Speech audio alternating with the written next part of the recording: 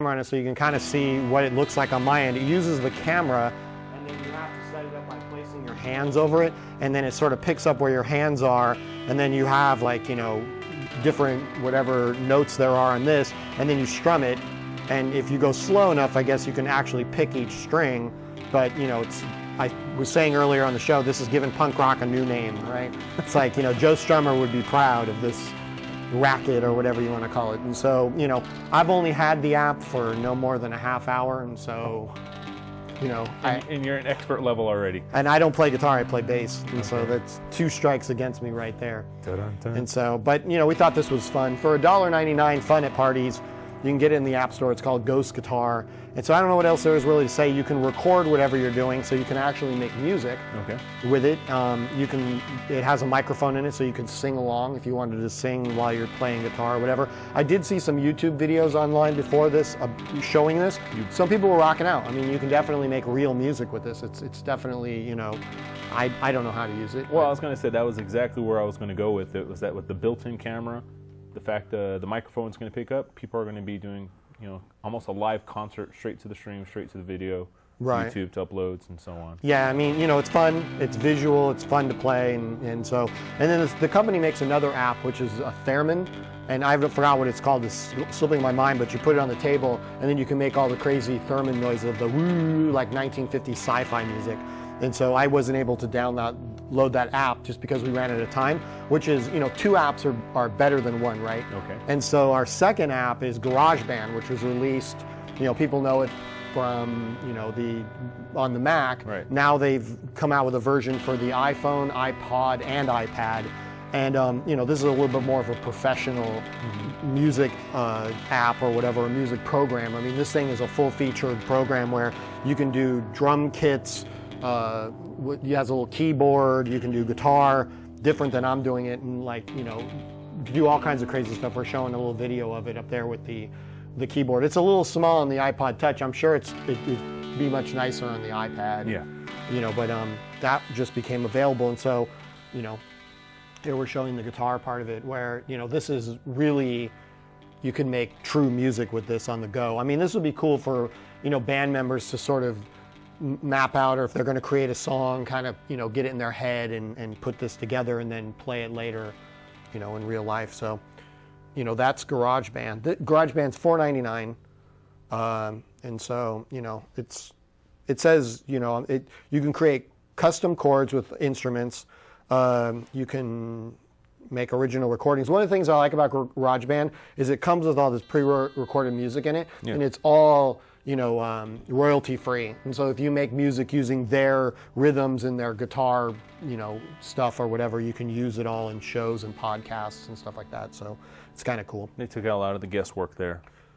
Yeah, and so, you know, so those are our 2 sort of technology app tips, if you want to call them that. One right? for $1.99? So, you know, we'll just rock out a little bit. Yeah, $1.99 for this app, which I think is more fun than Rock Band, but Rock Band's more of a serious app for people that want to make music on the go. The only thing, the drawback to it I found, is it's a little small. That's obviously because of the screen size, but even the screen size, I mean, you can't get your fingers onto the keyboard. They're literally too skinny. So that would be my only criticism of it. So we'll be right back with the rest of the news of the week, including a new bird for Angry Bird fans, copyright bills flood Capitol Hill, 1 DRM goes belly up, Google Maps may start to cost you money, and the HP touchpad is back, and I don't mean the one in my hand, which is, you know, so... The fire sale pad. My fire sale pad, exactly. And so with that, we'll be right back. Strum out, Dean. Rock out.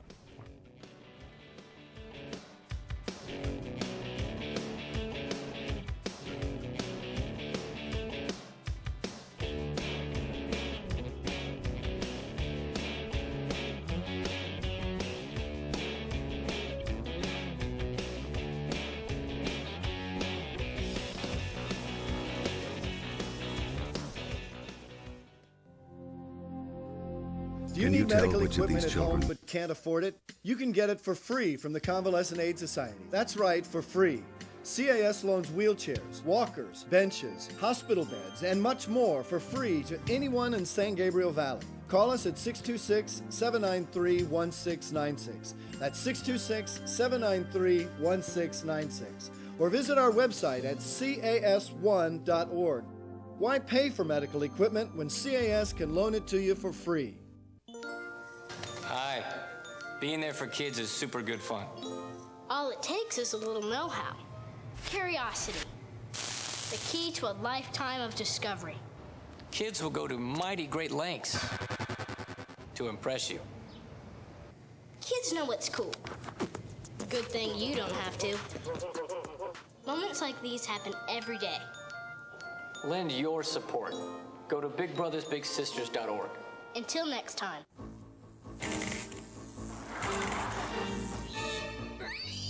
There's one. Come here, you! Is it mice? Nope. Rats? Nope. Hogs? That's right, miss. Hogs. Energy hogs. If you're wasting energy, you'll find one in your home. Got energy hogs in your house? Now you have the power to do something about them. Log on to energyhog.org. Hey, let me go. In your dreams, Porky. Because nobody likes an energy hog. Plastic ones last longer.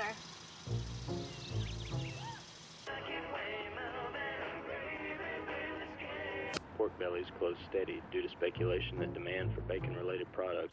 Read me this one, Daddy. Okay, honey. The less art kids get, the more it shows. Are yours getting enough? Art. Ask for more. AmericansForTheArts.org.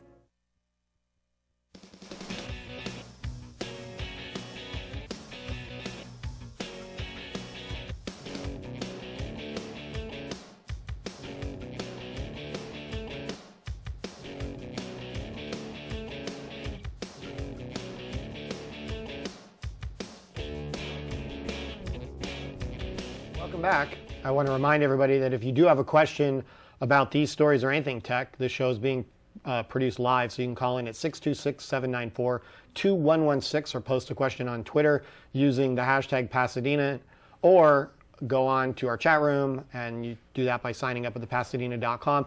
I will not take requests. Oh. And so no calling up with songs that you want me to play or anything like that. Yeah, so, I think we should take requests. Yeah. All right, thanks again, Kapowie. Let's get right to the stories.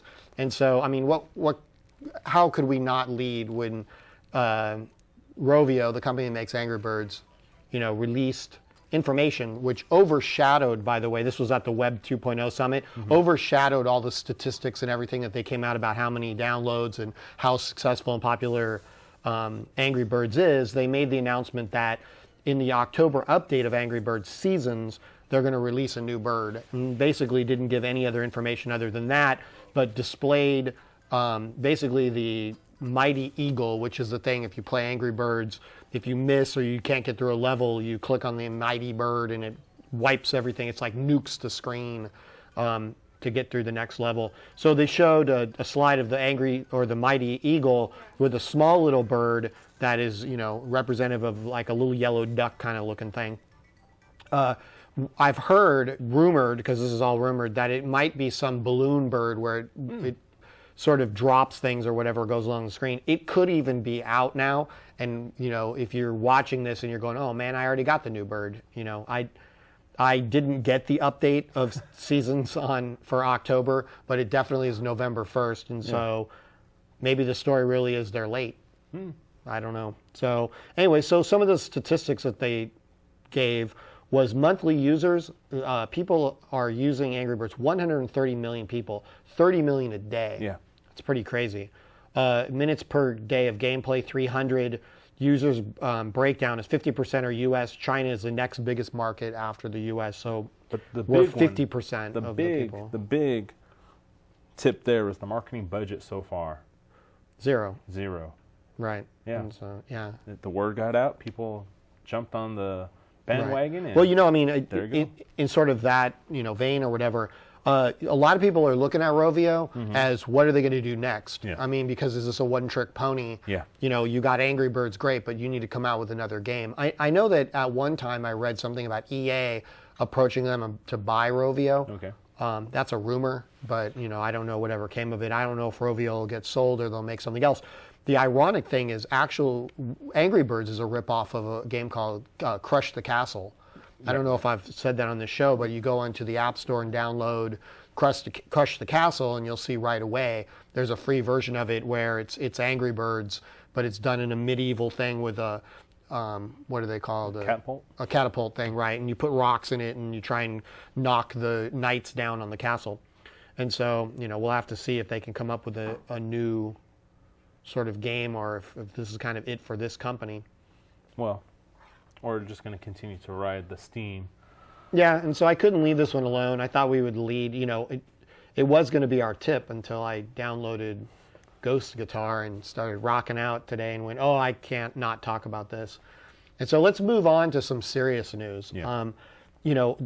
Basically, we have a lot of stuff going on, in the federal government dealing with copyright law and bills and stuff like that. So there's basically two of these. And so, as you read these, it's important to note that there's two bills right now. One is called the Stop Online Privacy Act, or SOPA, and that was introduced last week in the House of Representatives. And so this is basically, it looks at copyright infringing websites. Yeah. Sometimes they're called rogue websites. And what it does is it forces the ISPs to block, or basically puts together sort of a blacklist. I know that politicians are saying there's no list involved in this, but you're putting together a list of basic sites that you would take offenders. Offline, known offenders. And it really, to be truthfully honest, from a user standpoint, some of these sites are difficult. Sometimes I mean, if you go to a BitTorrent site or something like that, but some of them, you're streaming or you're doing something online, and it's hard for the end user to know exactly. I mean, there's, this is a freedom of the internet, sort of freedom of speech, and there's all kinds of, there's a lot of people that are sort of outspoken against this. So the Consumer Electronics Association, the Net Coalition, I know the EFF is also very outspoken against this. And so this one is in the House of Representatives. Now there's another one called the Protect IP Act, which has been renamed, or it's been, sort of redone. If you want to look at that. And now it's called... What's its name today? The E-Parasite Act. Yes. It's a nice name. And so this was introduced into the Senate, and it basically does, some people are referring to this as the Great Wall of America, the Great Firewall of America. People refer to the Great Firewall of China, right, which is a censorship. They basically block and censor everything coming in and out of the country. This is the Great, Firewall of America, which would take away, people are saying, exactly the same as the other one, free speech, and basically take the copyright law, which, by the way, the copyright law in itself only applies, you can only violate the copyright law if the copyright holder says so. In other words, I can sit there and, the person that is the copyright holder has to come forward and say, you're violating my copyright, either take you to court, tell you to, pay up if they want royalties for it or whatever. This is kind of like saying, no, if you're infringing on copyright, forget about what the copyright holder says. Yeah. We're going to, you sort of have your ISP take you down. This is kind of like when you get into domestic violence. I hate to go down this road, but, if you call in and from a domestic violence standpoint, you don't get to say, no, I don't want to do that anymore. They're involved. They're involved. And so this is kind of a similar way where it's like once you violate, or somebody says you're violating copyright law, they come in and basically, it's a 3 strikes law. Yeah. And so, but now the interesting twist to this, and I hate to do this, but GoDaddy is actually cited on this with the E-Parasite. With the E-Parasite Act. And by the way, the E-Parasite Act is, I'm trying to think, it's an acronym, and I was looking up where or what the acronym stands for. I looked it up earlier, and it was a little hard for me to follow every single letter. It's like the Patriot Act. It's like got this crazy, I can't find it, and so if I find it in the middle of it, or if you find it there. But anyway, so GoDaddy, which is a hosting company, and they're also a domain name registry, have said they support this E-Parasite Act, which kind of scares me because I'm a customer of them. I have a few domains. I got them spread around, but in the early days, I had GoDaddy, and their service is very easy to use. Yeah. I like the idea of calling tech support and getting a live person on the phone. Yeah. But, this might make me rethink this. I don't want them suddenly saying, maybe even on this show, or, we do something where they're like, yeah, you're violating copyright, boom, they take you down. It makes me a little nervous that an ISP, or not an ISP, that a domain service would actually say they support something like this, because they are completely in control of, you know, if you have your domain or not. The other thing is, you know, on GoDaddy, they've gotten themselves into some controversy. Yeah, that's what I was thinking. Well, I mean, not only all this stuff about, you know, the Bill Parsons, you know, hunting situation or whatever, where he was hunting game and made these viral YouTube videos that people were outraged about. But they are known for reselling names that, like, if you let your domain name drop off, they put these into auction, and they'll take them from you, and they make a bunch of money off of domains that fall off that you decide you don't want anymore. Yeah. And there's a huge controversy over that, because they don't give you a dime of it.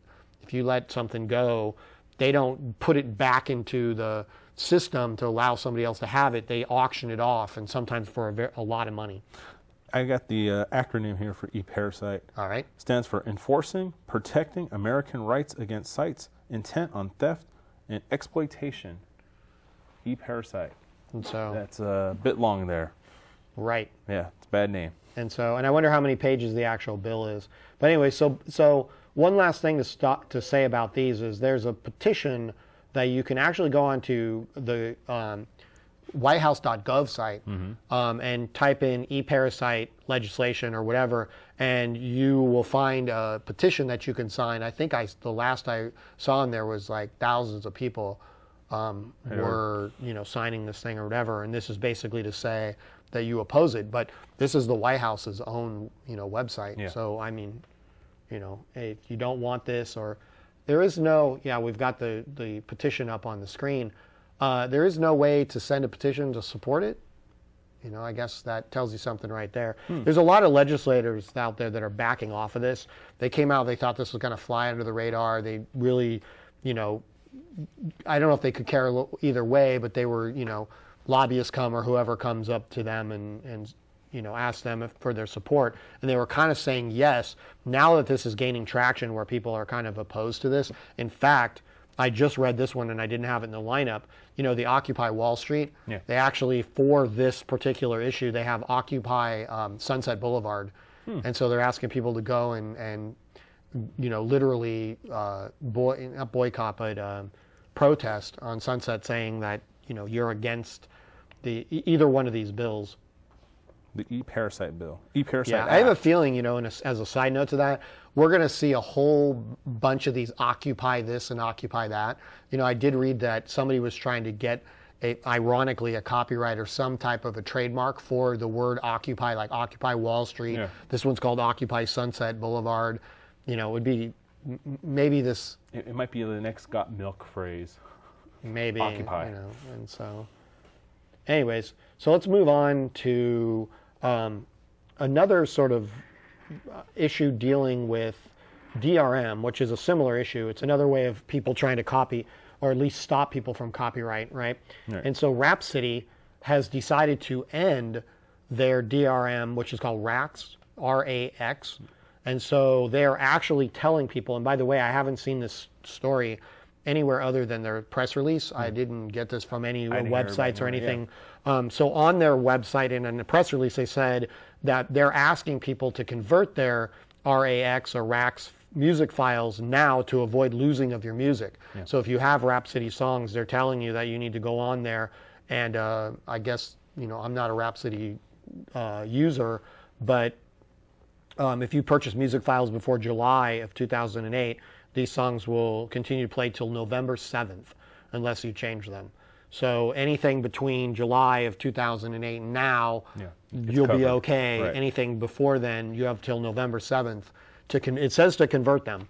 So I'm sure that if you go onto their website, they've got something set up to do that. Conversion toolbar there. Yeah, or the other thing that they said is just burn them to a CD. You know, I'm looking at the press release. It says to burn them to a CD. It doesn't say anything about having to rebuy them. No. So I don't see anything on there saying that you need to rebuy your music. And so, so our next story is Twitter, of all, you know, companies or whatever, took on a sort of a patent troll and sort of won.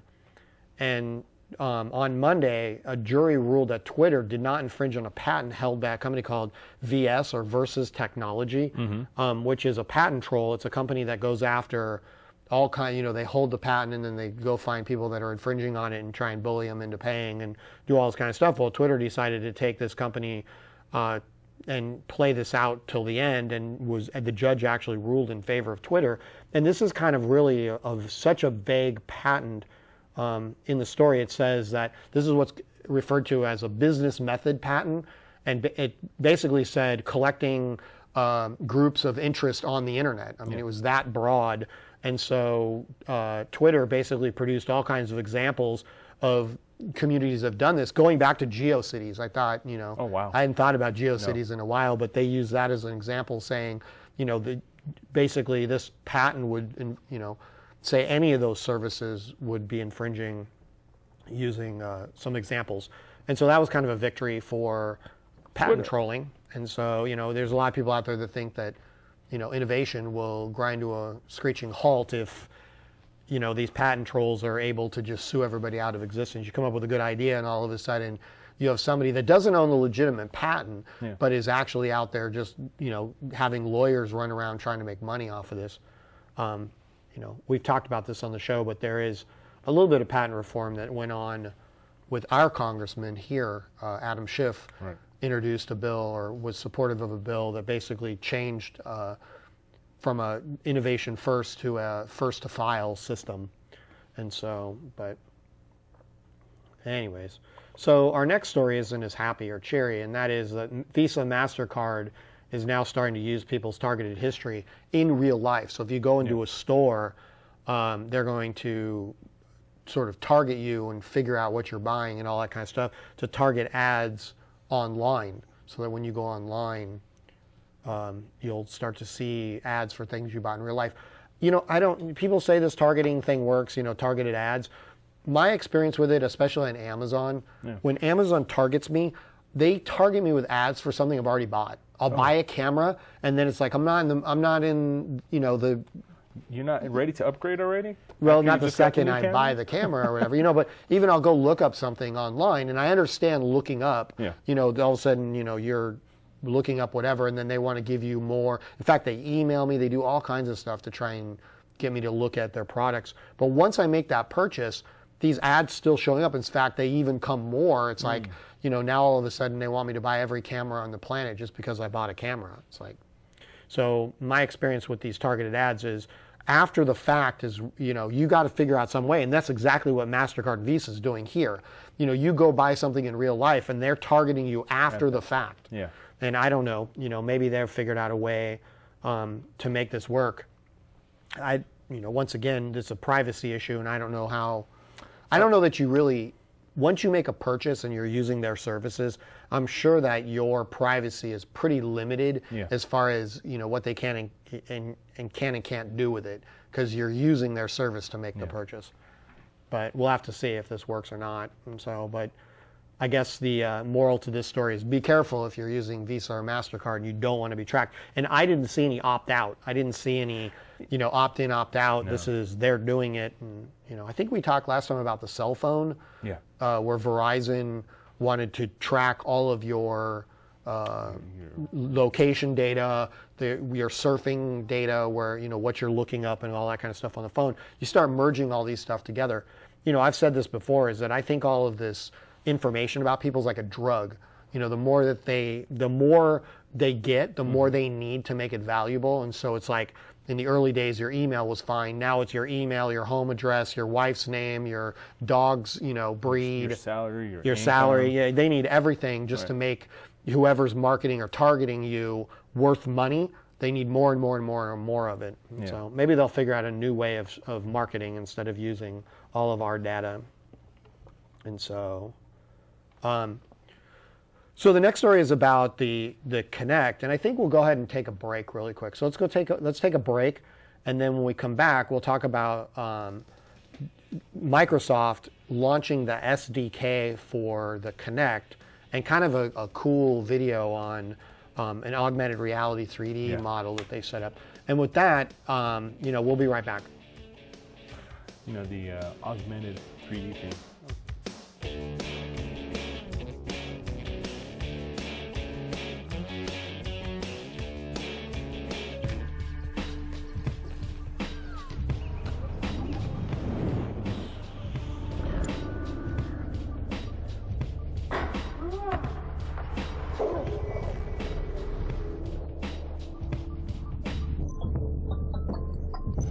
Once you see the world through math and science, you'll never see anything the same way again. Go to girlsgotech.org. You'll see. Can you tell which of these children was not born free? Can you tell which of these children was not born equal? Can you tell which of these children does not deserve to be treated with dignity?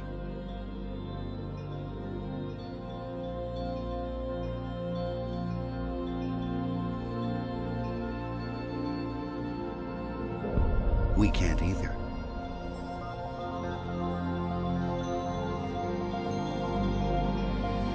Human right number one. We are all born free and equal. What are human rights? Find out at youthforhumanrights.org.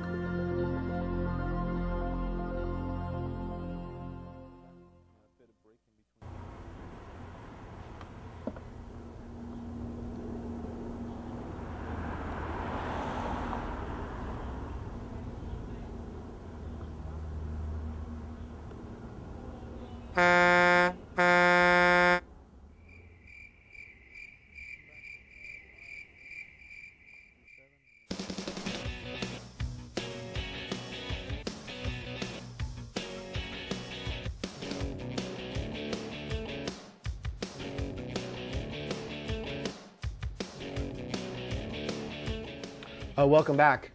You're watching Media Mashup. I'm here with Kapowie Stibbard, and so if you do have a question about the stories we're talking about or anything tech, the show is being produced live, so you can call in at 626-794-2116 or post a question on Twitter. Anything is fair game, including to complain that I'm slouching, so I'm like... Anyway, so you can also go onto our chat room by signing into pasadena.com. And so let's talk about the Kinect. The SDK, which is the... Software Developers Kit. Oh, there you go. That's what you're here for, is to tell us all the acronyms. The gaming peripheral that sort of made its launch, I think, last year, it's been a hit. But the thing is that this can actually plug into, it's USB, it can plug into the back of a regular PC, Windows-based machine, and you can do it for all kinds of stuff. And so the idea here is that they're going to open this up and allow people to make them run programs with it and all that kind of stuff. And we were talking during the break, some of the companies, there are 200 companies that have signed on to it, and two of them that I thought were interesting are Toyota and Razorfish. And so Toyota really caught my attention because, you know, can you imagine putting the Kinect on the dashboard of a car? I was going to say, yeah, you know, keep an eye on the kids in the back maybe. Right. I mean, you know, you could do all kinds of stuff. I mean, I don't think anytime soon we're going to see the steering wheel replaced, like my air guitar. You know, you're driving around, you know, with your hands just, you know, at 10 and 2.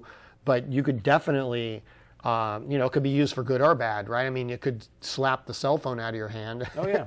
If you're, you know, it would know you have a cell phone in your hand. Monitor kids in the back, right. Teenage drivers. I mean, I could see a million uses for this in a car. Yeah. So, you know, we'll have to see what Toyota does it. Now, Razorfish, on the other hand, any idea what they do? Nope. All right, moving right on. So, until we can figure out what Razorfish does. So, I was looking for a date on here. So, like I said, you know, you can put this on a PC and then do all kinds of stuff. I'm assuming the first, you know, uses are you're going to start seeing PC games incorporate sort of the Kinect in the way that the Xbox does. And then, you know, this is timed kind of perfectly for Windows 8. And so you could see, you know, I don't know how many people have downloaded the SDK. Not an SDK, it's the alpha or the beta version of Windows 8, but it has this tile interface that slides back and forth, and so then you pick your apps. Basically, it looks like something that would go on a tablet, right? Okay. It's like you have like big icons, and then you move back and forth through them. I could easily see that with a Kinect. You're waving your hands in the air to straight out of Minority Report, right? Right. You know, you're just moving things back and forth and up and down and doing whatever you're doing. And so we had a video. Hopefully, we can show it of kind of an example of what people are doing with this already. You know, this is being used in research facilities and that kind of stuff. And they use the Kinect to do sort of this 3D modeling where you hold things in your hand in space, and they show like balancing balls on your hand and, you know, picking up balls out of a container and things like that. Juggling virtual spheres, and in the video they show where they're stacking like blocks on top of one another that are all virtual. You know, this is all research stuff that, you know, is being done, and so we'll see more of, yeah, so here it is. And so, you know, they're moving these blocks around where you can pick them up and put them on top of one another. And this is all, you know, virtual stuff. Now you have a combination of the blocks and the balls. And the interesting thing is, like, they behave like they really would. So there's, in one part of this video, he takes a cup and he puts them in a cup, and you can shake it around and it behaves exactly like you would expect. Real, you know, thing. That's my ghost guitar. Your ghost guitar hands or whatever. Same idea, kind of, a little bit, you know. And so, some interesting stuff there. Yep. And so let's move on to Google. Google, you know, dominating the news this week with all kinds of stuff. And so I thought we'd start off by talking a little bit about Maps. Google Maps is obviously, you know, been popular. Right. Yeah, I mean, you know, I remember when it came out, people were like, you know, what, you know, I think it was Google Earth everybody thought it was kind of a toy. Yeah. You know, nobody was going to really do it. I know that immediately, like fire, you know, the fire departments, police departments, they immediately saw use for Google Maps. And I mean, all fire engines now have laptops in them that map out the routes to the quickest way to a fire, or where they need to go for a call and all this kind of stuff. And they use Google Maps heavily. They're going to start charging. Well, and so on January 1st of 2012, if you use Google Maps API service and you get more than 25,000 map hits in a day, you're going to have to start paying. And so they're obviously looking for people that are using it heavy. I mean, 25,000 is pretty heavy. They're targeting big companies here. Right. You know, by the way, I should say this. The fire department and city services and like that already pay. And they get lots of features that we don't see in Google Maps. I mean, they get lots of stuff that's up and beyond what the sort of public version of it would be. But, you know, that I was giving you an example of what it's used, you know, what Google Maps can be used for, all kinds of stuff. But, you know, it's rumored right now that they'll charge $4 for every 1,000 views. Google rumors are usually right. Okay. They're not exactly a secretive company. They allow everybody in the company to talk. So if you can find a phone number and call Google up, they'll talk to you. They don't have there is no receptionist and main number, but if you can find somebody within Google, they, you know, I'm sure they go through some type of PR training because they're usually really nice to talk to you. Okay. So Google is claiming that 25,000 hits, that being free before charging, is only 0.35% of their users. Right. So it's very, very small. You know, this is kind of that freemium model, right? You know, a very, very small percentage of people pay to give us, the rest of the population, the service. Right. And so, I don't know, we'll have to see. So we have to thank those people of that 0.35%. Yeah, well, here's kind of some of the stuff that I think is the reason they're really charging. Now, I haven't found anything to support my rumor here, but I found all of these services that are now starting to spring up, and I think they're all kind of cool. One of them is Google Maps. When you go onto Street View, will now start showing the inside of businesses. Mm-hmm. They show an example of a guitar shop. Nice, you know, tie into our theme today with the guitars. And so, you know, they have this guitar shop, and then you can sort of look inside the window of window shopping, and I could see all kinds of uses for this. You know, I mean, it's like you want to advertise your business. That's exactly what it is. Yeah. I know that Google got themselves into trouble with augmented reality when they were saying, like in Google Maps, they wanted to change street signs, not street signs, billboards, and they wanted to allow advertising on there. This is kind of a way to do that as well, right? I mean, you sort of peek in the business. Now, it's got a built-in mechanism to charge, right? It's like if let's say your business is getting a lot of hits because of this, people are going to Google Maps, you become part of that, 0.35%, and it's charging sort of a low percentage of advertising based on people wanting to see the inside of your store.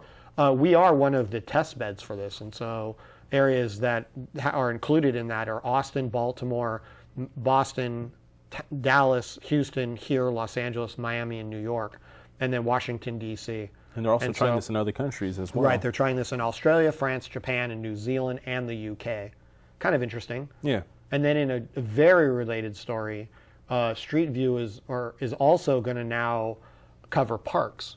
And so they've got, and I want to really, by the way, I might be in Google Maps because I was driving down, what was it? It was like a street in Glendale. Okay. No, it was Chevy Chase. Okay. And I was stopped at the light, and the Google mobile was taking photos or whatever. So I actually marked down my location so that when the next version, I want to see if I actually show up, because I'm sitting on my scooter with the Google vehicle right next to me. Okay. And so I'm wondering, but anyway, so they're going to, instead of using vehicles, they got bicycles. And I want to see one of these. I want to see what is it, a helmet that they wear with crazy stuff on top? I tried looking for an image of it also, and that was one of the things that they said had always been the problem with the parks, was they were only allowed to take images from the street. Right. Well, they could go down, I mean, now that if they're going to use bicycles, they could go down alleys. Yeah. They could go into areas where cars, couldn't go before. So they're using what they call Street View trike bicycles. Yeah. A whip with the cameras, so they're three-wheeled vehicles that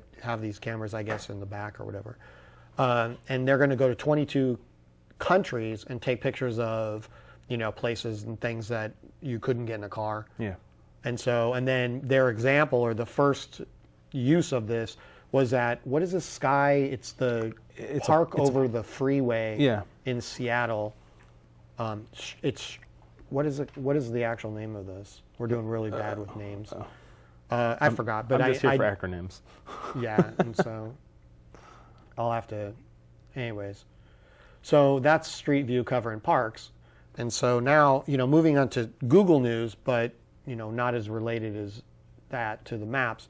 Google TV, which in case anybody forgot, was the very expensive both Sony televisions and a box made by Logitech that you could buy called the Review, and it allowed you to get, it's basically a computer. Yeah. And so, if anybody that's used one, you go on there and it's got, the thing I liked about the Google TV is it overlays whatever you're doing on the actual TV that you're watching. So you hook it up through your cable or whatever over the air in the background, and so you can start searching and doing all kinds of stuff. Well, this week they're starting to roll out, and they say in the next month the next operating system for it that's based off Honeycomb, and so they're calling it Google TV 2.0, but it's going to bring the App Store to the TV, and I think that's significant. Now, the apps have to be tailored to the Google TV. Okay. They can't use the camera, they can't use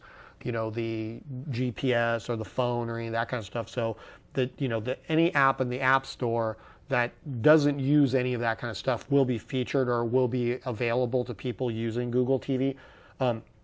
One of the things is Google's doing a lot with apps, right? And so they did launch this web app store in Chrome that allows you to go and use apps and whatever on Google Chrome. I'm sure that all of those will work because your computer is not a touch screen. Yeah. And so I could see those apps working really nicely, and some of them are really nice. Like the NPR app is beautiful. I mean, it slides and there's tiles and stuff. I could really see using a remote and going through like the NPR app. Or Clicker's another one. Clicker is this, it got bought by CBS, but it's sort of a search engine for all video online and displays it in this really nice layout that allows you to slide tiles around with a remote and then go through and click on it. Now what Clicker does is, that's interesting, is they take you to the original site where the video is. So it's not like Hulu. Dean, I think we have a phone call. Oh, okay. Let's take this phone call. And you're in charge of the names. Okay, hi there.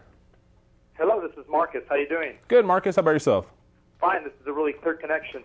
I went to MIT.edu and I saw OpenCourseWare, and I clicked on digital poetry. It led me to codeforum.com, and there is poetry made out of computer code. Doesn't that sound interesting? That sounds really interesting. I was going to say we can see if we pull up some imagery of that. And we didn't really hear, what was the address? I didn't catch it. Okay, Code Forum. Code Forum. Oh, okay. And here's what I posted. I cracked a little code. IGAs are in the Midwest. They're an Independent Grocers Association. And then there's Safeway. And in the Midwest, gentlemen, some of the Safeways became homelands. So here we go.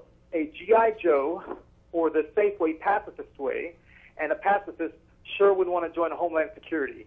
So that's what I posted on there. Okay. Marcus. And final thing, I forgot to preface that by, we're all in the Grand Army of the Republic, because you never know when it could come down to you being the last man standing. All right, well, thank you for calling, and we'll definitely check it out. And Okay, so God after I bless you. check it out, we'll talk maybe on the show next week about it. But I'll definitely give it a look. Thank you, Marcus. Thanks All for right, your yeah, grace. thanks for calling. All right. Thanks for your grace. Bye-bye. And that's how it works. And so if you guys have a question or you want to talk about something out there that's cool, and do you think's interesting, give us a call. And this is All Things Tech. Yep. And so, all right, so the Google app, or Google TV 2.0, basically brings Android Market to the store, or the Google Android store to the TV, and that could be significant. And there was a lot of things that I could see this being used for. One of them immediately is games. Okay. You start playing games. I know that the review has Bluetooth, and so I'm sure that it allows, I mean, it has a wireless keyboard, so controllers would be no problem. In fact, wireless controllers. yeah, and so, this could take over the gaming industry. They're first out of the gate with this, having apps on your TV or going through a set-top box. Mm-hmm. I have a feeling immediately we're going to see this from Apple. The Apple TV is using the iOS 5. It, in the background, is running the software that you could easily just open up the Apple App Store. Yeah. And I think they're worried about how to control it. Because, I mean, can you imagine having the App Store on a television? I mean, I would immediately go buy a Apple TV. An Apple TV. Next week, if they did that, we'd be reviewing the Apple TV, and I'd be telling you what I think of it, because definitely, that is the future, and I think that they're just figuring out a way to make more money or something off of it. I don't know, but we'll have to see. Okay. And so, and then there were some other problems with this. From what I understand, they were talking about.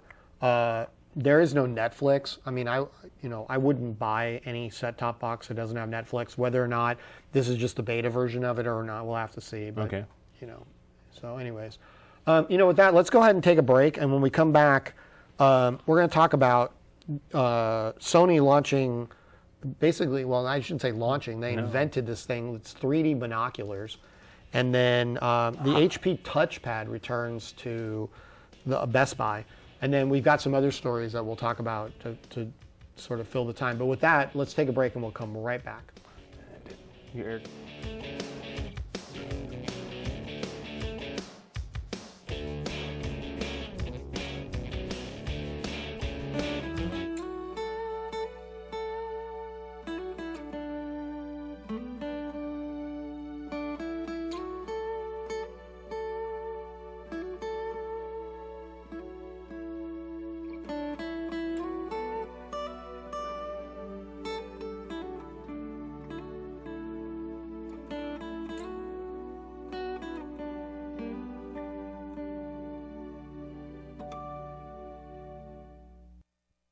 My nerves stand on end, my palms sweat, and everything's a blur. The rush is so intense.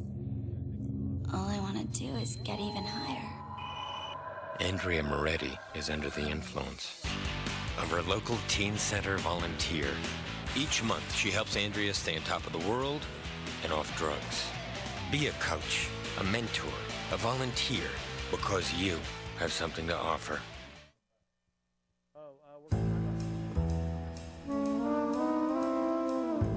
Mrs. Johnson, good to see you again. This is Mike. You can trust him. He looks just like you. I'll be sucking up to you in order to make you sign the loan. So, here are your low monthly payments and interest rate as we promised. Here's where they triple. The rest of this is really just here so that we get your house when you can't pay us back. Such a lovely house. Predatory lenders are never this easy to spot. Call us and protect yourself with the facts. Hi. Being there for kids is super good fun. All it takes is a little know-how. Curiosity. The key to a lifetime of discovery. Kids will go to mighty great lengths to impress you. Kids know what's cool. Good thing you don't have to. Moments like these happen every day. Lend your support. Go to bigbrothersbigsisters.org. Until next time.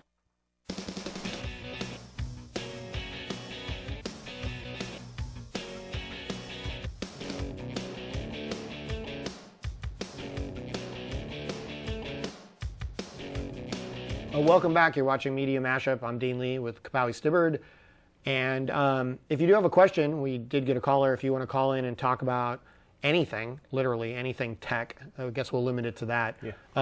The show is being produced live, and so you can call in at 626-794-2116 or post a question on Twitter using the hashtag Pasadenan. And so we also have a chat room that you can sign in by going to thepasadenan.com. And so I wanted to back up a little bit. We were talking about Google and some of the new services that they were rolling out, especially with Google Maps and Street View.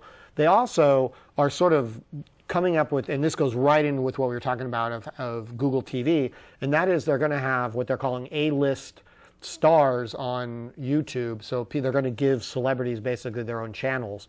They're saying that partners include Madonna, Tony Hawk, Ashton Kutcher, Shaq, and others will have sort of their own YouTube channels for basically cable, like a cable channel where they can do whatever they want or feature their content.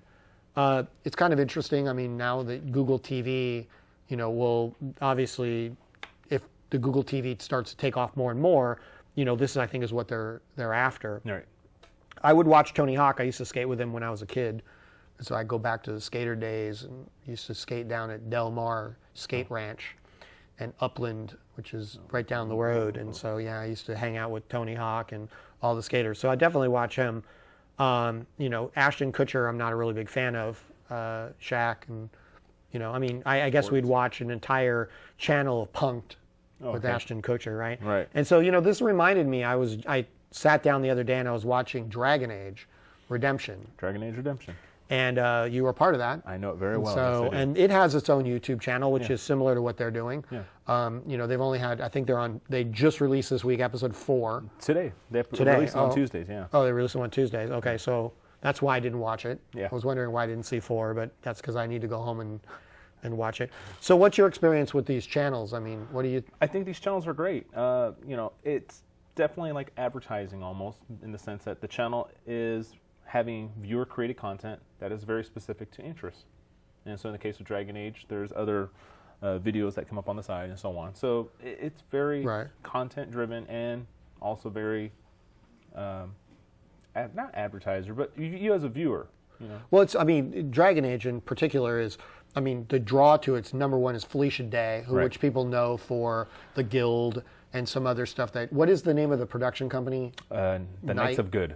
Knights of Good? Knights of Good. And yeah, so she's doing quite a bit of stuff that's similar to what, YouTube is doing here. And then Dragon Age in particular is BioWare. Right. So it is kind of an ad in itself, if you want to look at it that way. But in many ways, what Felicia Day has become very well known for is she's become known for sort of the creating of the web series.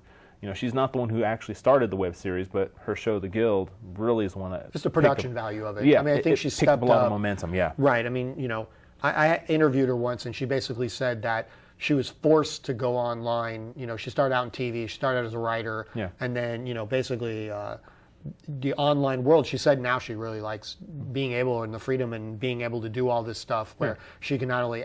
She writes it, acts in it, they're basically, these shows are entirely her. I don't know how much of the Dragon Age is, because you got BioWare lurking in the background. And in the Guild, you got Microsoft, right? Yeah, and that's what I was going to say. Microsoft picked up tab. last season, for the Guild also.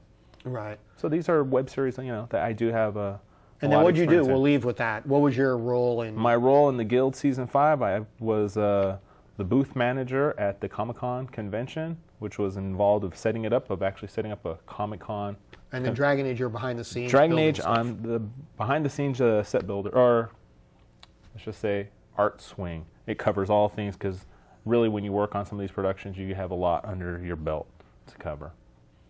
And so, okay. Yeah. And with that, you know, what you want to plug it? Tell us when you can watch Dragon Age. You can watch Dragon Age on YouTube, and just make sure you type in Dragon Age Redemption or Felicia Day specifically, and it'll connect right to the Dragon Age channel. It's a part of the Minchico channel, which is a tough one for me to say at times. And I get to plug Pasadena Filmworks on YouTube.com also. So all right, while we're plugging things. Yeah, while we're plugging things. And by the way, just as a as a transition, Filmworks, you guys might want to think about, since you're doing experimental video, is these new Sony 3D goggle, or they're basically binoculars, right? But they, you could do 3D filming with them. I thought this was kind of an interesting. Everything was interesting except the price. Well, that's one I don't thing. know. $2,000. I guess getting in the 3D world, these. Well, it comes down. You know what? You get the zoom, the range of binoculars. That's always nice. 20x magnification. Right. These are, just so we know, they're the Sony DEV5 binoculars. Now, the one thing is that I was very happy with that Sony did right away. Sony did put the price tag of $2,000. Somewhere in the ballpark market range of $2,000. I think that's very gracious, straightforward with them, because so often when you see a lot of these things that are advertised, they never put a price on them. Like a couple weeks ago, there was the 3D ball, and it was a camera, 26 cameras inside a ball that you can throw up in the air, and it'll take a 360 view. Right. Never put a price tag on it. Well, that was a prototype. Yeah, but but that people want it. Right? Yeah. The second you see, it looks like a volleyball, but each of the little pattern things on the volleyball would be a camera. Yeah. You throw it up, and it takes a panorama. There's a YouTube video of it that shows them throwing it up. It was funny. They were saying that there's no way to escape you in the photo, right? Because when you throw it up, you're the person throwing it. So this is capable of going back to Sony's 3D camera or binoculars that work as a camera. This is 1080p, which is pretty impressive. And it also takes still images. Yeah. And it can record stereo sound. So you could use this basically to produce a 3D film. You could. Yes or no? You could. I think bootleg it's just, sporting not events bootleg, or something. Well, no, I'm just bootleg. saying that go to sporting events and I immediately, for some unknown reason, binoculars, I go in the spy direction, right? So like using this to spy on people or something. I'm trying to avoid going down that road. Yeah, I was gonna say, Dean. Well, we just went to this thing called Tech Week, and which is in Altadena, and they had a service that's similar to this, where the guy had a camera that was binoculars built into with so you could record things that you were looking at, and it was basically designed for spying. And I was trying to get the guy to talk about like what uses this were for, and I was going, well, could the military use it, police? And he really didn't want to talk about the uses. He just wanted to talk about the technology. But this is similar. It's like, you could use this for good, or you could use this, for kind of shady stuff. And so, shady stuff. I think generally binoculars are shady things. Right. So this last story I had to put in here, right? And for two different reasons. One is it's about the touchpad, which is right here. Your fire sale, baby. My fire sale, $99 touchpad that I had to go through basically a whole bunch of hoops to get and fight with a company to actually have the thing in my hand. But the touchpad is back, and so on Tuesday, which is today, BestBuy.com will have the 32-bit version available. Now, here's what I thought was interesting. They're making it available for $150, but you have to purchase an HP or compact PC in order to get it. Yeah. I said all along this is the way they should have got rid of these. Wait, back to school. When this thing came out, it was $99. It was, 2 weeks before school started. It was in the middle of September, or it was the beginning of September. Yeah. I immediately said, why aren't they just giving them $99, but packaging this with an HP, desktop, laptop, whatever, and then, sell them that way? Because people would go for that. Oh, yeah. Not only do you get a tablet and bring, back to school, you get a computer. Lots of people are buying computers. That might put people over the edge. Well, should I buy a Toshiba? Should I buy a Dell? Well, if I buy an HP, I get the touchpad with it. Now, I'm not complaining because I got mine for $100. You know, and unfortunately, it doesn't look like they're ever going to make them again. And so this will be the only time in, you know, my, you know, owning a tablet that I'll have a touchpad. All kinds of stuff's going on with these, by the way, as a side note to this. You know, you've got like, you can basically boot onto these Honeycomb Android, side boot in too. And so it's, you know, you can dual boot these. And the other thing is Ubuntu now will run on these. And so you can run Ubuntu on it and, you know, basically make it a little Ubuntu, you know, tablet, kind of like the Chumby. Yeah. You know, run apps and Chumby sort of stuff on there or whatever. So it's kind of interesting. And so the other thing is if you want to buy it alone, it's back up to $600. And so I don't know, you know, having it, I got to say, I wouldn't go that route. I mean, you know, I hate to do this, but I would buy an iPad. Oh, yeah. You know, I mean, why? There's no reason. I mean, for $600. $99, this is the greatest device I've ever bought. Right. For $600, I would not own it. Right. You know, I like it. I mean, definitely. And I've never found... Looks like you got a lot of use out of it with all the fingerprints on it. Yeah, well, it's a magnet. It's a fingerprint magnet. And so, but anyways.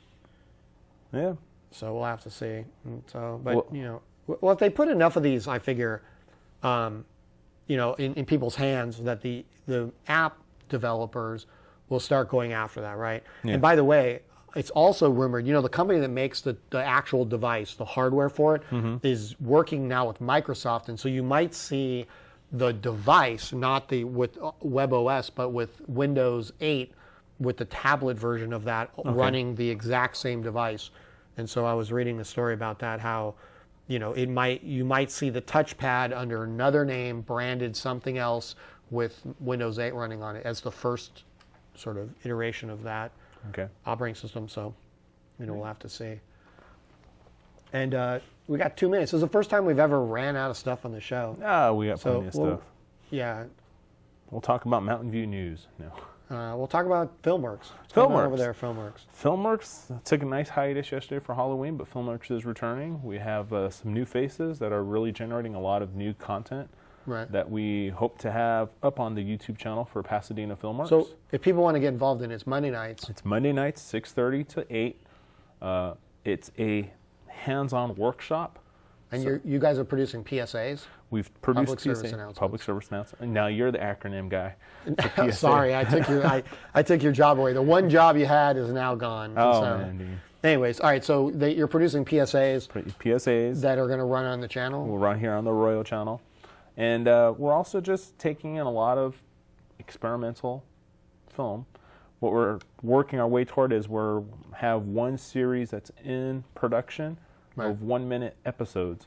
And what's interesting is that you guys are using Canon T2Is, and so you're using you're using digital cameras to do video with, and you know, so you get the lenses and you get all the sort of benefits of a still camera rig, doing video, which is the new thing, right? I mean, all commercials are being shot with these now and all that kind of stuff. So if you want to learn the tricks of the trade right now, I mean, a useful tool to go out that you could use immediately, it's using these cameras to do this stuff. And with that, Dean, that's it. So I thank you for letting us talk about Filmworks. And anybody out there that's interested in journalism, we do the class in citizen journalism on Tuesday nights, and these kind of tie into one another. I mean, we definitely talk about all kinds of new media and stuff, everything from how to use Twitter or Google Plus or any of the new social networks.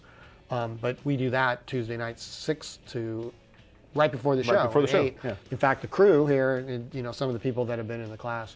And so with that, I want to remind everybody that if you missed any part of this show, you can rewatch it at Ustream. And the easiest way, I mean, I'll give it, it's Ustream/channel/media MashUp, but just basically search it and it's the only thing that'll come up. So for more information about Citizen Journalism Workshop or your workshop, you can call 626-794-8585 or go to thepasadena.com. Sounds good. You can follow us on Twitter at Pasadena. And so thanks for watching. Until next time, do everything we wouldn't do. Dean, thank you. Can't believe we ran out of... No, that we can do. It's running out of the... Because I started to go off the script a little bit. That's all right. We got one phone call. We got a phone call. Moving up. We got to find out what Marcus is jabbering about. I know, now I gotta...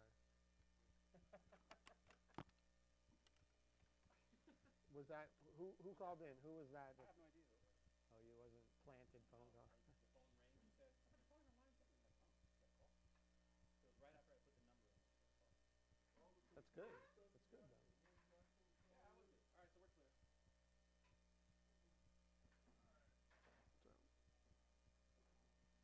So how did the beginning turn out?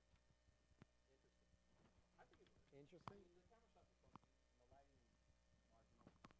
But No, no. Could you hear me? Yeah. Oh. In fact, you were there the whole time. Every time you would move, the thing would go bang, bang, bang. So there's a whole, I mean, eventually I had to break it down. There was a little small. Oh, okay. So, yeah, see, I'm thinking